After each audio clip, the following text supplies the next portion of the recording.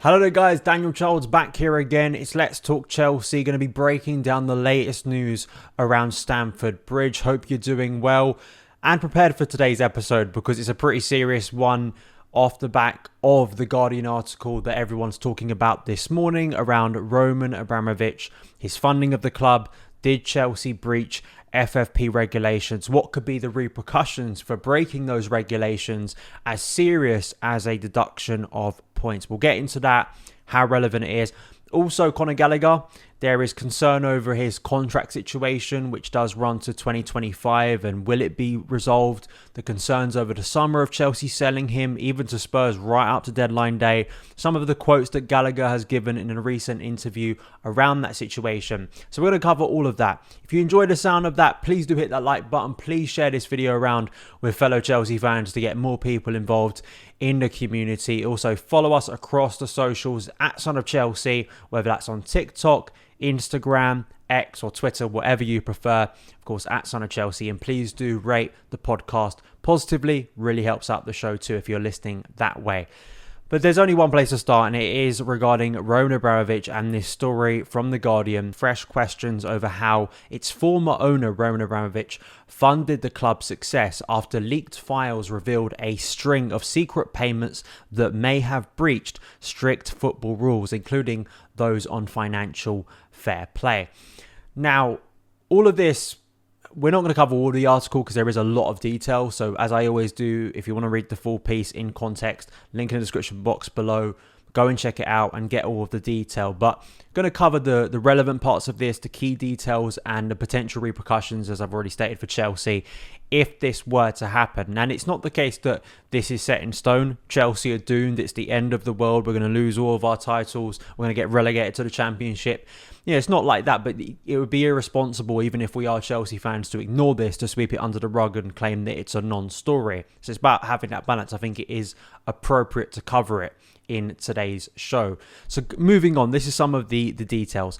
Experts said that the transactions uncovered through a joint investigation by The Guardian and international partners could lead to the Premier League imposing punishments on Chelsea, such as a deduction of points.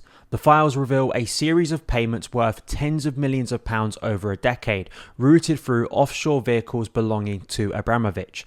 The transactions in question appear to have been for Chelsea's benefit, raising questions about whether they were declared in accounts submitted to football's governing bodies.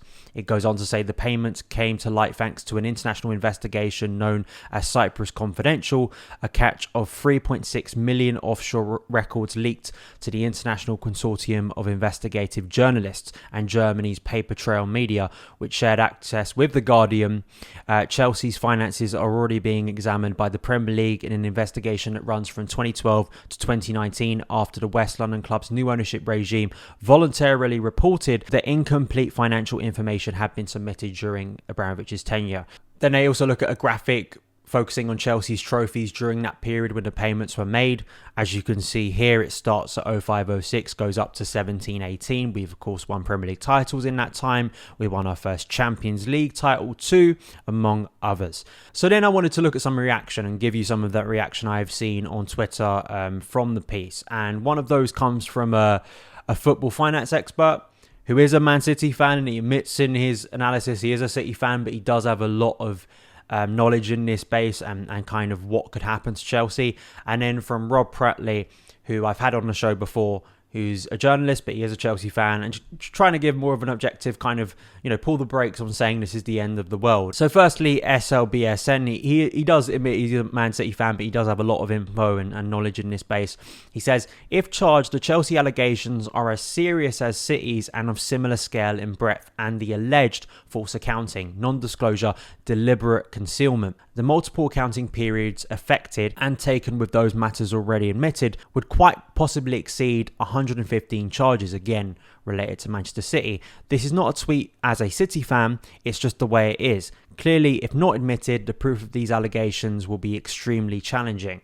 And then Rob Prattley says, another international break, another fear-mongering story about what might happen after countless legal wrangles and investigations. People completely misunderstanding, frothing at the mouth for points, deductions and relegations who clearly haven't read the article. He goes on to say, if I was to guess, it will end up as a large fine and a likely 3-point deduction, which will inevitably end up in CAS and then get reduced on appeal. At the same time, the Prem will end up being told, why not look at X, Y, and Z instead? And it will open up a whole can of worms. I think both of those points of view are fair, absolutely. One thing you have to state about this piece, there is, and I sort of joked about it this morning, is that, may, could, these kind of words are carrying a lot of weight over a potential series of events that leads to Chelsea getting fined. And I think that is key. Bringing up the Court of Arbitration for Sport is obviously relevant too. We look at Man City, the potential Champions League ban that was then lifted. Chelsea, of course, having the transfer embargo from FIFA, going to CAS in 2019 and having a 2-transfer ban, basically a ban over 2 windows, lifted. So it was only 1 ban before the January 2020 window, I believe it was. So that could potentially happen. And it's funny that, you can reference the Man City charges from the Premier League. That was announced in February. I mean, nothing significant has happened since then. Of course, City have gone back and said that's not accurate. They don't believe the charges, or they don't believe that the charges will lead to serious repercussions for Manchester City. I would suspect Chelsea will do similar. But this is something we have to see play out. I know that people outside of Chelsea, especially those who don't like the club, will have already come to their conclusion. And I think it's the same for Man City, to be honest, just as a broader point. They will still be guilty. And that's just something I think as fans you're going to have to live with. Even if Chelsea at worst took this and were able to get it overturned like they did the transfer embargo, even though it was a different issue, I do think that there's just that reality. Now, that doesn't mean that if Chelsea are charged and they are found guilty, that we just deny it ever happened. I think there's got to be a reality there. But I do think Rob also brings up a fair point that we are living in a world, or in a football world, that's a lot grey than black and white, that I think some people try to portray it as regarding certain clubs and the way football is, and having heroes and villains, when I think there is a lot of stuff that goes on in football that needs more scrutiny below the Premier League as well, in terms of ownership. That there was doing work outside of Chelsea. I think that it's interesting seeing how broken the system is, and some of that is Chelsea's fault. Some of that is a broader football problem. That is part of the governing body's responsibility too. So we will see how this plays out. It's a serious piece, and I don't think you should just ignore it. I think you should. I encourage you to go and read it in its full extent and make your own judgment over what you think about it. Think about Abramovich, all of that stuff. Let me know your thoughts as ever in the comments below. The second half of today's show, we're going to talk about Conor Gallagher. So Gallagher has been called up for England. He's an England regular now, and he gave an interview to Jacob Steinberg of The Guardian. And as you can see here, I'll just read out the title: Conor Gallagher removes self-doubt to state case for Chelsea and England. It's a really interesting piece and interview. He gives a lot of depth and detail over his career so far, his inclusion at the World Cup last year coming as a bit of a surprise. But I think the key thing to focus on here is his future. And in terms of that contract situation, the many rumours that led up to deadline day of Conor Gallagher potentially leaving Chelsea, and the reaction and concern from fans given his performances and importance to Pochettino so far this season. What's going to happen with Conor Gallagher? Should we be concerned? Because nothing's been done yet. So let's go through his comments firstly. And he was asked, was he worried about his future? This is what he had to say. I'd be lying if I said I wasn't. When top players come in your position, you think you have less of a chance of playing. It makes you even more determined to prove you are good enough. I think I've done that this season. Steinberg then explains that after loan spells at Palace, Charlton and Swansea, he was outstanding against Man City. He has 4 assists in the league this season and is eager to sort out his future. His deal expires in the summer of 2025, and Chelsea prefer to cash in on players heading towards the final year of their contracts. He says, I'm sure that will get sorted out. Everyone knows Chelsea is my club and I love playing for them. The fans are brilliant and I'm loving it right now. I'm sure it will get itself sorted out. So I don't blame fans for feeling concerned. I think on 2 fronts, they are kind of linked. Firstly, if we look at the Mason Mount situation, 12 months ago, we went into the World Cup feeling pretty confident. It was basically this time of year when we went into that break, went into the World Cup. It felt pretty confident, and the reporting suggested this after, that a deal was very, very close to being finalised with Mason Mount for a new contract. Then you come back from the World Cup, the context being we brought new people in, the likes of Lawrence Stewart, Paul Winstanley behind the scenes. They have a different point of view on Mason Mount.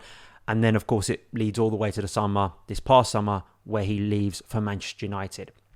Now, you look at that situation, you look at this situation, and also the situations of other players where Chelsea have, in the case of Kai Havertz, in the case of Mason Mount, Chelsea do not want to, and especially this new ownership have made it pretty clear that they are going to cash in on players. They aren't waiting around. Callum Hudson-Odoi was another example over the summer.